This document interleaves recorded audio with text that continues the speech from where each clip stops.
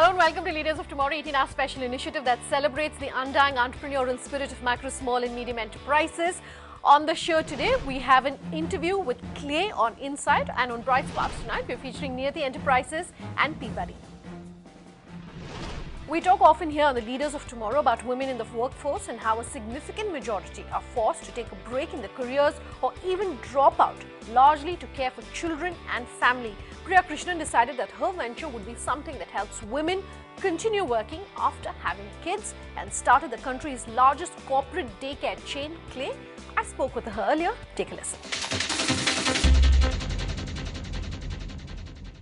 Priya, thanks very much for speaking with us here on the Leaders of Tomorrow. We love to ask the entrepreneurs who come on the show to begin by talking about really the business model and the plan. So maybe you can talk to us about Clay first. So Clay is, my baby, my third baby. So I have two older sons, Arjun and Adi, and I started Clay really with the intent of helping mums like myself get back to work, helping them try and find as guilt-free environment as possible for them to leave their children, which provided, if not better quality, equal quality to what they would have provided themselves at home. And we've been at it for 5 years.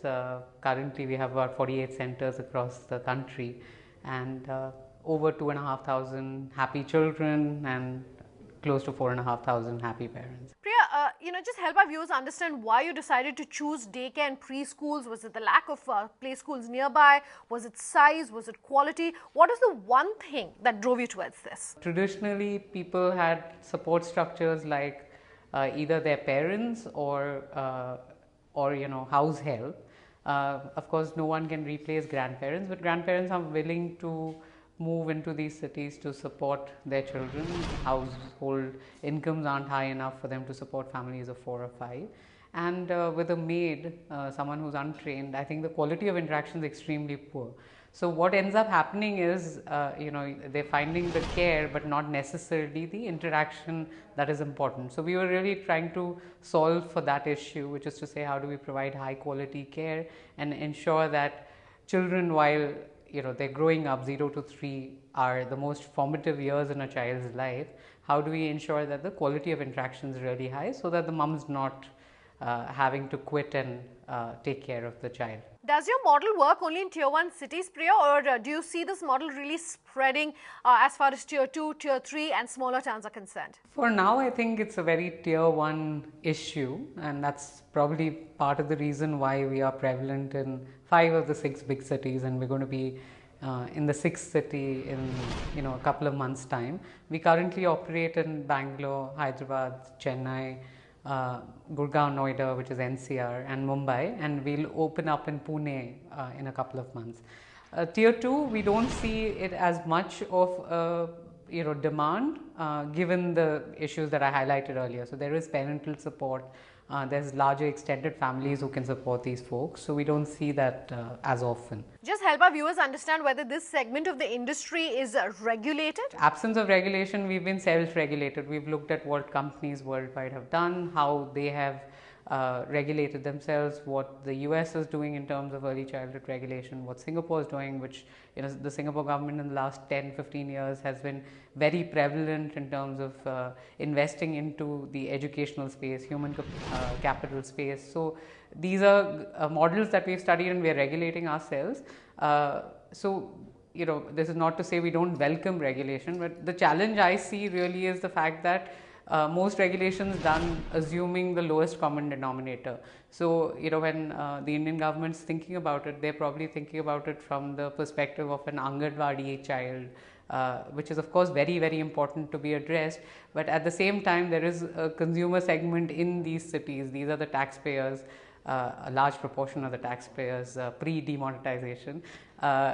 These are the folks that are looking for differentiated services, and regulation at the bottom level really doesn't help, and without consulting at the private operator level also is not useful. So my hope is that as it comes, they do talk to more and more people like ourselves and make it friendly for people like ourselves to grow. Yeah, demonetization is something that's been a cause for concern across industries, but speak to us specifically about this segment of the industry. Do you think it's had any impact so far? We did see a month and a half of generic, panic overall, given there was no cash in the system, people weren't able to withdraw money. Ours is largely a check-based system, bank transfer system, but I think everyone was just taking a wait and watch approach in terms of how it was going to impact them. There was a lot of hoarding of cash, so we didn't see admissions happening at what tends to be our peak admission season.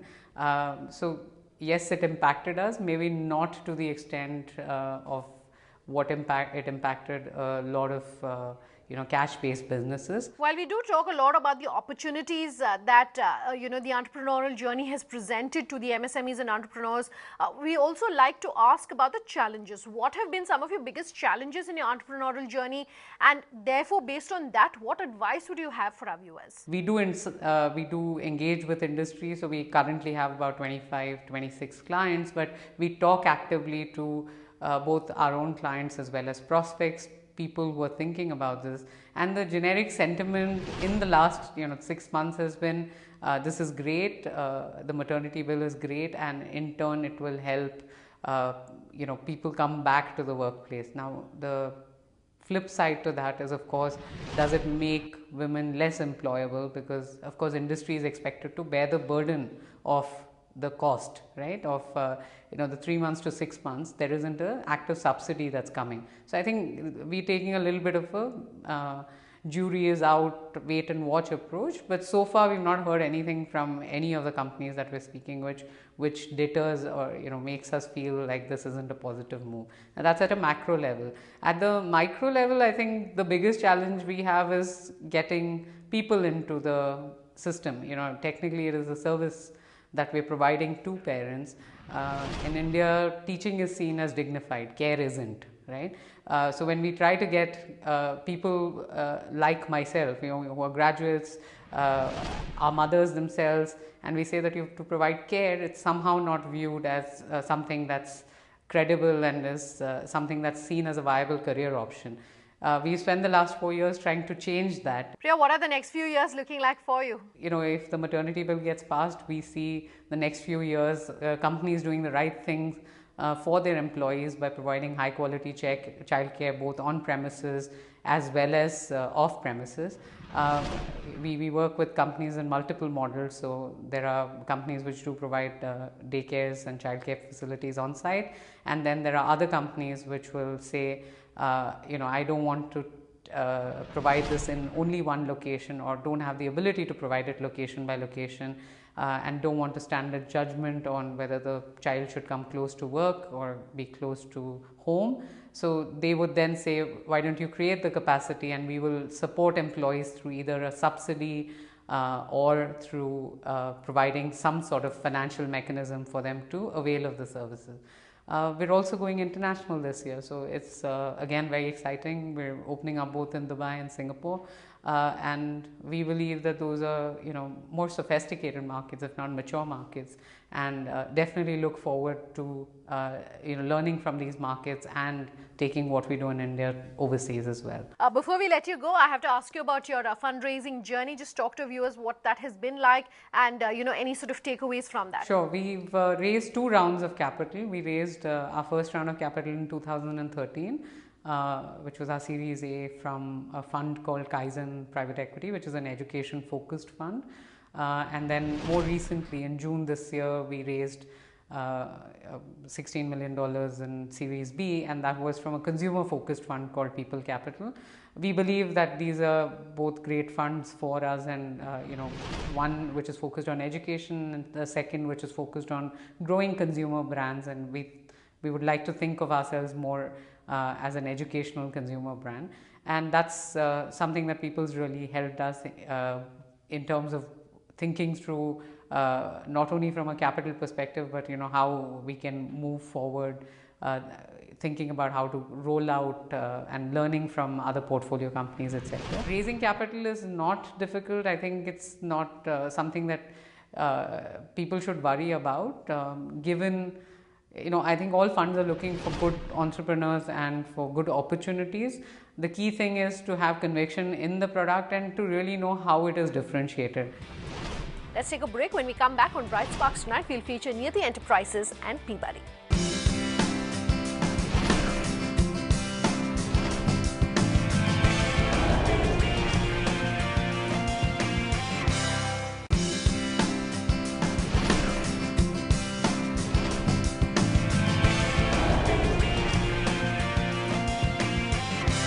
Welcome back with us here on the Leaders of Tomorrow, and tonight we're featuring Niyati Enterprises and Peabody.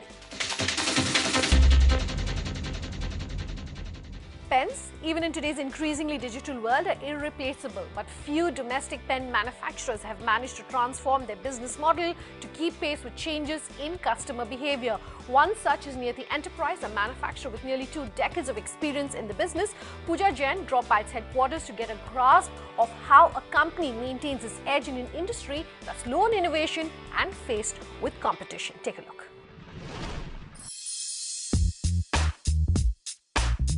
Pens are a unique product in that their manufacturing is perhaps as manual as it is mechanical.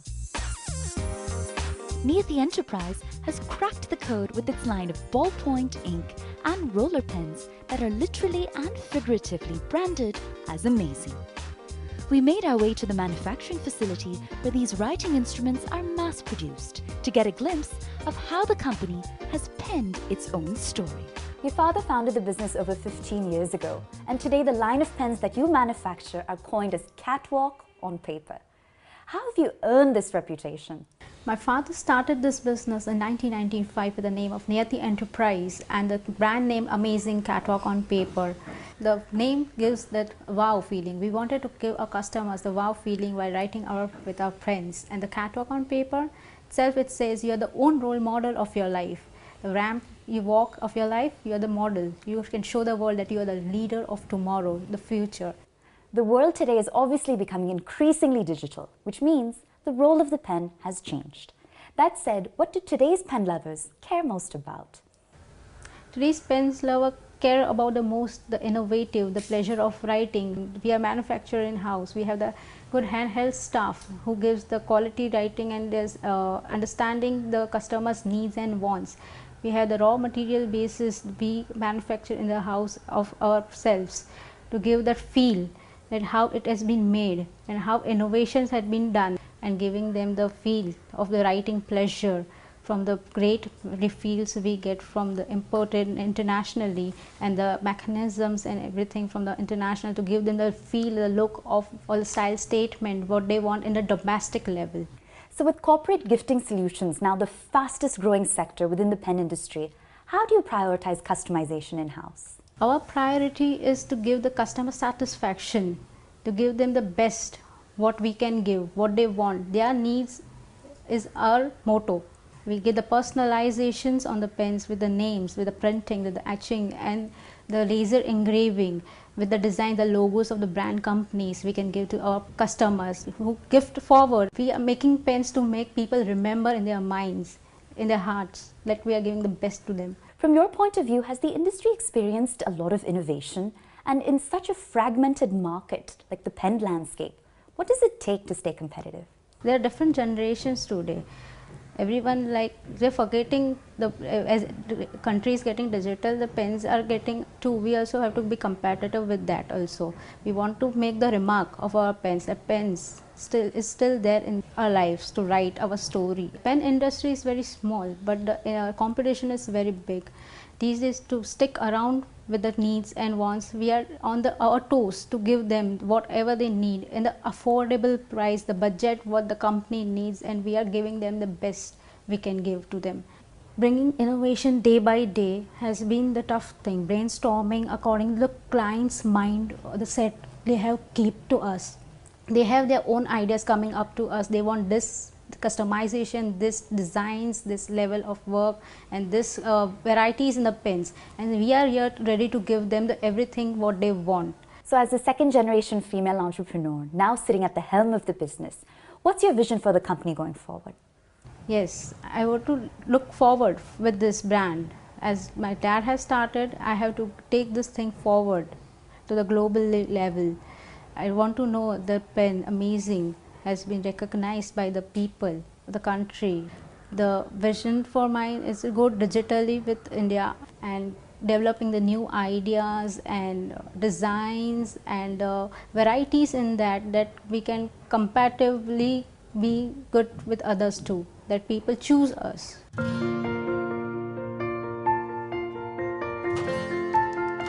Capitalizing on the customization craze, Amazing Pens have embraced the philosophy that their products are as much a style statement as a writing instrument. With a technically trained staff that manufactures upwards of 25,000 pens a month for domestic and international consumption, Amazing Pens have essentially signed the dotted line, enabling customers all over to continue to indulge in the writing experience. Women's sanitation and hygiene in India continues to be a huge problem, especially accessibility to clean and germ-free toilets. In spite of various campaigns being launched and camps being set up, health issues have been bothering women when it comes to infections gathered from public toilets. On Bright Sparks tonight, Paulami Mukhopadhyay brings us good news in the form of a product, Peabody. Take a look. What do you do when you do not get any access to ladies' loo while you're out on the streets? I hold it in till I die. You just caught me off guard because I was just coming here, looking for a place to pee. So normally what I do is I avoid in taking a lot of water. Well, I just hold myself real tight and I hope I don't get kidney stones. I look for toilets nearby. We have to look for malls and cafes. We don't find a lot of toilets on the streets, and even if we do, they are really not that clean and hygienic. It causes a lot of diseases, so I usually avoid using public toilets. Sometimes it gets really embarrassing because people don't allow us. It's a fact that there are very less public toilets, and when someone goes on a long trip, you just have to wait for the next petrol pump to come by. What if I were to tell you, you can now safely urinate in any loo without the fear of infection? We are talking about the Peabody. So what makes this product your real friend in need? Thanks to Peabody, you can now stand and pee. To make sure that women don't fall victim to the breeding bacteria in public toilets, Delhi-based entrepreneur Deep Bajaj launched an innovative product and India's first female urination device called Peabody. So what is the need for such kind of products in the Indian market? So you can't please everybody, but what I see is last year we've sold about 100,000 packs. We've certainly been able to come to rescue of a few. We divide our audience into two segments. So one is on the go, when you're going for your treks, marathons, runs, or you're taking a regular road trip, or railways or a long haul flight. And second is a medical case. A medical case will be arthritis, pregnancy, spinal injuries, obesity, any such case where it's a physical inability to stand and sit often. So those two cases are the ones who need Peabody on a day in day out basis. How readily is your product available in the Indian market? Can accessibility actually become a problem?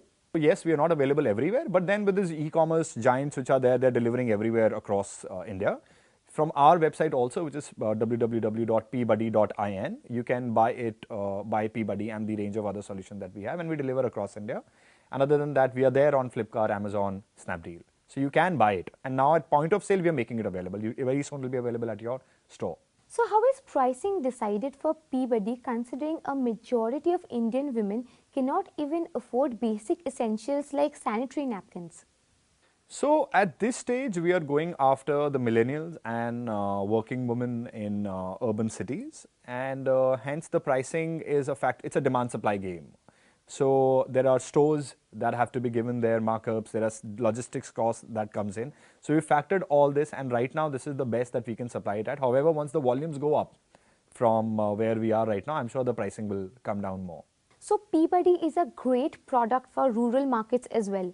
Why do we not see any marketing on that front? So like I said, we're a bootstrapped venture so far, and whatever funds are available right now, we are saying that let's stay focused in particular geographies and make it available for those who can right now afford to support us by buying it. Right. And we would certainly go to rural India. We've written to a few government agencies as well to subsidize the cost, so that at least, if not for leisure usage or not for daily usage, at least in pregnancy and arthritis, they can start getting the product. So it's definitely on the cards, not immediately. So Peabody is actually focused on women hygiene. What are the kind of health hazards that can be avoided with the use of Peabody? I would say for me, it's more of a dignity thing. You know, the whole idea of not having to wipe the seat and make chairs or hold it in, which can give you kidney stones, is good enough a drive for me to be at it. But otherwise, we've been told by the gynecologists that we've, who today recommend Peabody, that public toilets or these common toilets can be breeding grounds for a lot of infections. One of them is UTI, which is both air and waterborne. So that's one. And other infections can also be picked up from the loo. And like I said, for me, the whole idea of not wiping anybody else's leftover is the main thing why we feel the product exists today. Aiming to solve the age-old problem of women's hygiene, First Step Digital, Peabody's parent company, launched a bouquet of products under the brand name Sirona, including feminine pain relief patch, intimate wipes, multi-use wipes, applicator tampons, underarm sweat pads, bodyguard anti-mosquito patch, and biodegradable eco-friendly scented disposal bag. With innovation in its product line and attention to detail, Peabody has got thumbs up from major medical doctors in the country and has been successful in getting its name on the Limca Book of World Records as well. Completely out of time then on this episode of The Leaders of Tomorrow. We've brought you insight and tips from a daycare major here in India. Do remember, if you want to get in touch with us, you can write to us at leadersoftomorrow@timesgroup.com. You can reach us on social media using the hashtag LOT. You can reach me directly on Twitter using Sunanda_J, or call us on that number you see on the screen. We promise to have all your questions answered. Thanks for watching. Have a good night.